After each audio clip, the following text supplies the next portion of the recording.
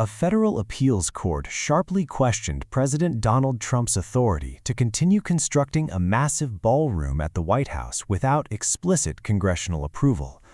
During a 2-hour hearing before a 3-judge panel of the U.S. Court of Appeals for the D.C. Circuit, judges pressed the Justice Department on whether the president can proceed with a nearly 90,000-square-foot event space while legal challenges remain unresolved. At stake is not simply a construction project, but a constitutional question about executive power, congressional authorization, and the limits of judicial oversight. And for now, construction continues. The ballroom is rising on the site of the former East Wing of the White House, which was fully demolished nearly 2 months before the National Trust for Historic Preservation filed its lawsuit in December. Earlier this year, U.S. District Judge Richard Leon ruled that President Trump could not proceed with above-ground construction unless Congress explicitly approved the project. However, in April, the D.C. Circuit temporarily froze that ruling. That pause allowed the administration to move forward while the appeals process plays out. In recent weeks, visible portions of the new structure have begun rising above ground. The administration is now asking the appeals court to indefinitely block Judge Leon's order. Friday's hearing quickly turned into a pointed exchange over whether courts have the authority to stop the project at all. Judge Patricia Millett directly questioned Justice Department Attorney Jacob Roth about the scope of judicial power. She asked whether any court, including the Supreme Court, could halt construction of the ballroom. Roth initially replied yes, but as questioning deepened, he argued that under the administration's legal theories, it would have been improper to block the project even on the first day the lawsuit was filed. That exchange drew immediate attention from the bench. When did it become a fait accompli? Judge Millett asked. Was it when demolition began? Was underground work started? Or when above-ground construction became visible? She pressed further. If the government's action were entirely unlawful, could it still not be stopped? Roth responded that under the theories being advanced, courts would not have independent authority to halt the project, and that only Congress could frustrate construction. That prompted attorneys for the National Trust to invoke the Supreme Court's 1803 decision in Marbury v. Madison, the landmark case establishing judicial review. Trust attorney Tad Hewer argued that it is emphatically the province of the Judicial Department to say what the law is, and that courts absolutely do have the authority to stop unlawful executive action. That's exactly the court's job, he told the panel. Another central issue is whether the National Trust has legal standing to bring the lawsuit at all. The administration argues that the preservation group lacks standing because the harm it claims, including aesthetic injury caused by demolition of the East Wing and construction of the ballroom, is insufficient under federal law. Roth also emphasized timing. He argued that if the lawsuit had been filed before demolition occurred, the trust's claims would have been stronger. Because the East Wing had already been demolished by the time the case was filed, the administration contends the challenge is procedurally weaker. Judge Millett summarized the concern sharply, characterizing the argument as move fast and break things, and then nobody has standing. To test the implications of the government's position, Millett introduced a hypothetical. What if a president rapidly bulldozed the Statue of Liberty and challengers did not file suit quickly enough? Would courts be powerless to intervene? Roth responded that under the administration's legal theory, that could be the case. However, he added that President Trump had previewed plans for the ballroom months before demolition began, suggesting that opponents had notice and opportunity to sue earlier. Beyond standing, the case turns on statutory authority. The administration has cited several federal laws to justify the project, including a statute permitting the National Park Service to promote and regulate the use of the national park system, a law allowing up to $2.5 million in regular maintenance changes to the White House, and a separate statute requiring congressional approval for structures erected on federal land in Washington, D.C.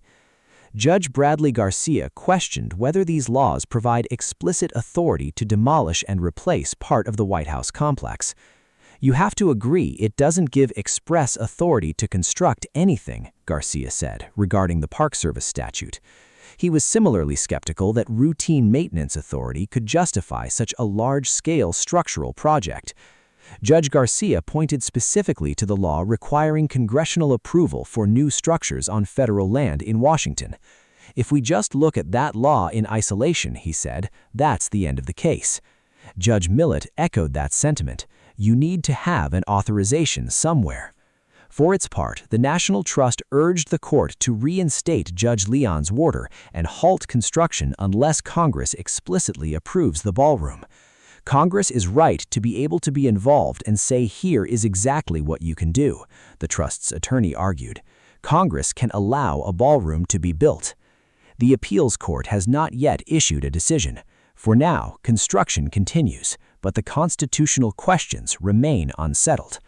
As the appeals court considers its decision, the outcome may hinge on two interconnected legal questions: standing and statutory authority. First, standing. In federal court, plaintiffs must demonstrate a concrete and particularized injury in order to bring a lawsuit. The administration argues that the National Trust for Historic Preservation has not met that threshold. According to the Justice Department, the group's claims of aesthetic injury, including objections to the demolition of the East Wing and the visual impact of the new ballroom, are not sufficient to justify judicial intervention. The government also argues that timing matters. Because the East Wing was demolished before the lawsuit was filed, the administration suggests that the harm is already complete and cannot be reversed through an injunction. This argument drew significant attention from the bench. Judge Patricia Millett's questioning signaled concern about the implications of that theory. If executive action can proceed rapidly enough to outpace litigation, and if completed demolition weakens a plaintiff's standing, then judicial review may effectively become limited in practice. The administration's position, as articulated in court, is that construction could only be stopped by an act of Congress, not by judicial order. That framing shifts the dispute away from the courts and toward the legislative branch. But the judges appeared skeptical of the notion that courts have no independent role in reviewing executive action of this scale. The National Trust's argument centers on the long-established principle of judicial review. Citing Marbury v. Madison, its attorney told the panel that determining whether executive action complies with the law is precisely the judiciary's function. If courts cannot intervene even where statutory authority is disputed, the trust argues, then constitutional checks and balances would be undermined. The judges did not issue a ruling during the hearing, but their questioning suggested they are carefully weighing whether the administration's legal framework stretches executive authority too far. The second key issue is statutory authorization. The administration relies on several federal laws as justification for the ballroom project. Among them is a statute permitting the National Park Service to promote and regulate the use of the national park system. Another allows up to $2.5 million in maintenance changes to the White House. Judges questioned whether those provisions can reasonably be interpreted to authorize demolition and large-scale replacement of part of the White House complex. Judge Bradley Garcia focused particularly on the absence of express authorization.